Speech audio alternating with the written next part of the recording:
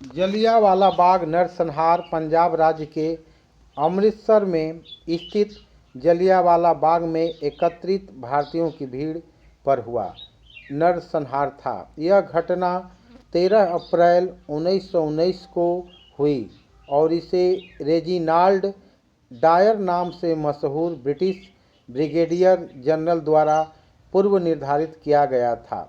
जलियांवाला नरसंहार से पहले ब्रिटिश सरकार द्वारा 2 अधिनियम लागू किए गए थे, जिससे भारतीय जनता के बीच उच्च स्तर की अशांति पैदा हुई। ये अधिनियम थे भारत की रक्षा अधिनियम 1915 और रोलट अधिनियम 1919। प्रथम विश्व युद्ध जो 1914 से 1918 तक चला, इसके दौरान भारतीय सैनिकों ने बड़ी संख्या में यूरोप, मध्य पूर्व और अफ्रीका में अंग्रेज़ों की तरफ से हिस्सा लिया था। यहाँ तक कि भारतीय मजदूरों को भी भारत की ब्रिटिश सरकार द्वारा बड़ी संख्या में भेजा गया था। प्रथम विश्व युद्ध में भारतीय सैनिकों और मजदूरों की भागीदारी का कुछ राजनीतिक गुटों और भारत की सामान्य आबादी ने विरोध किया था।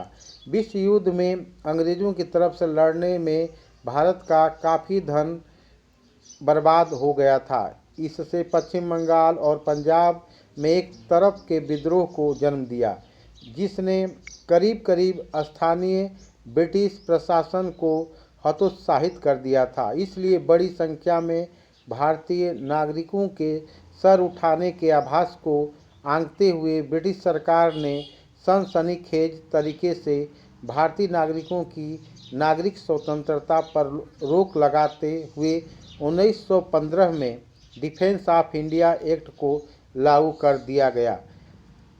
स्थिति को और भी ज़्यादा खराब बनाने के लिए रोलेट एक्ट 10 मार्च 1919 को पारित किया गया, जो केवल भारत रक्षा अधिनियम का विस्तार था, और इस तरह से नागरिक स्वतंत्रता पर रोक लगाई गई। रोलेट एक्ट के लागू होने से भारत में बड़ी राजनीतिक अशांति शुरू हो गई थी।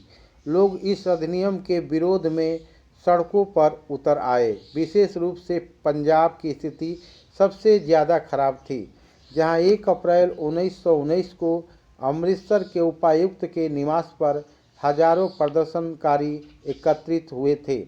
वे 2 भारतीय नेताओं सत्यपाल और सैफुद्दीन किचलू की रिहाई की मांग कर रहे थे। कथित तौर पर स्थान पर मौजूद सेना की एक टुकड़ी ने प्रदर्शनकारियों पर गोली चलाई, जिसमें कई लोग मारे गए।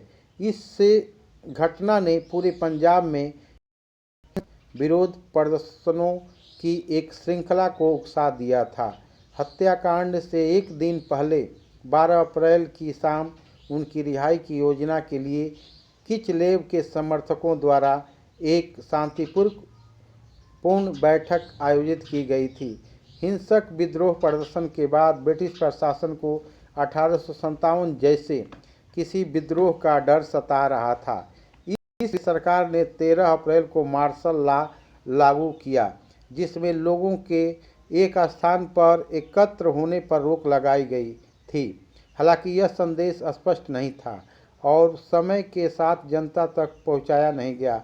संयोग से 13 अप्रैल एक बैसाखी का भी दिन था और मेले के लिए राज्य के विभिन्न हिस्सों के व्यापारी अमृतसर आए हुए थे, लेकिन सरकार द्वारा किसी भी मेले को प्रतिबंधित करने के नज़र इन लोगों को नहीं जाने दिया गया।